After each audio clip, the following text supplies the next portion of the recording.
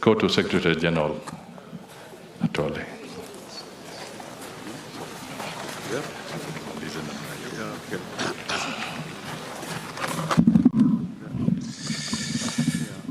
Thank you, Prime CS. Most welcome, President Ado. In your country, that is our headquarters are the Organization of the African Trade Union, the unit of which you have hosted for so many years. Friends, honorable members of Parliament, the Speaker of National Assembly, na wale wote ambao wamefika hapa. Mimi nitakuwa kwa ufupi sana.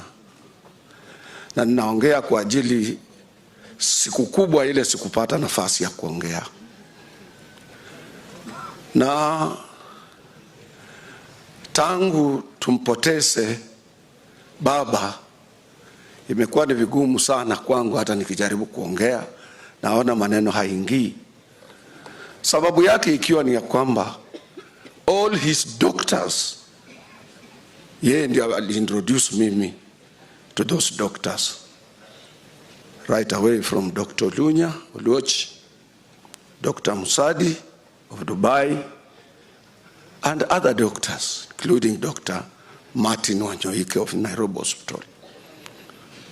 Yeye ndiye aliintroduce mimi. Na niko na kijana yangu hapa, Professor Atwoli, atakwambia mwaka jana it was not easy for me and him. Wengi hamjui. Nikikutolea picha zake na mimi mwezi wa March, utashangaa sana akini-encourage mimi kupigwa shindano katika matako ambayo ilikuwa haijafunikwa na kitu chochote. Na nilikuwa nimeogopa. Alikaa na mimi mwezi wa March wote, nyinyi wengi wa Kenya hamkujua tukiwa hospitali moja na yeye. Na alikuwa ananiangalia kama vile mtu anaangalia ndugu yake. Na mtoto wake anaitwa Winnie ndiye alini-encourage mimi kwenda through those processes. Mimi nilikuwa nimeogopa. Napeana flimsy excuses, naambia daktari Labor Day is just around, I have a lot of engagements, I will be going to Geneva in June, so I think I will think about surgery when I have come back. Wina akaniambia, Ango, hii ni kitu ya wiki mbili, you will be all right. And indeed, after 2 weeks, I was all right. Baba alimaliza na mimi almost 3 weeks akiniangalia. Ni vigumu sana ukipoteza mtu kama huyu, saa ingine huwezi kuwa na maneno ya kusema. Wengi hata journalist nyinyi hamjui. Wengi wanapenda kuenda na rumors na propaganda za social media, but the truth of the matter is that we as workers, we lost a person who was close to Kenyan workers, African workers, and he had an opportunity to come to Ghana, Accra, to address the workers of Africa before he started vying for that position of Africa. Thank you very much. Thank you. Amos Wako, please come forward. Thank you, Kotu Secretary General. Amos Wako, please come. But in the meantime, let me also acknowledge we are with the CS, Deborah, CS for Environment. Sister Ida, Junior, Rosemary and Winnie, the entire family of Odinga, I'm one of the many millions in Kenya who greatly mourn the passing on of Raila Odinga, one of the many.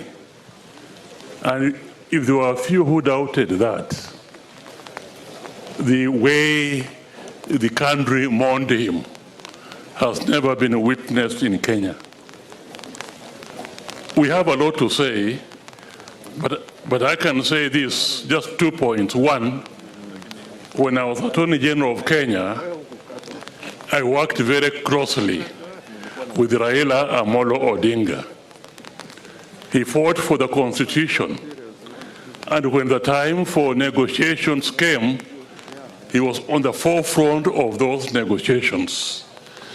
And one instance I remember very clearly is that I had made up my mind that the chairman of the constitutional review process should be somebody from outside, not somebody who has stayed in Kenya and who has taken sides, because there were two processes going on, one for the government, another one of Ufangamano. And I had thought of Professor Yash Pal Gai. I knew that myself I could not convince the government to have Professor Yash Pal Gai, who was then in exile, to come and chair the constitutional review process.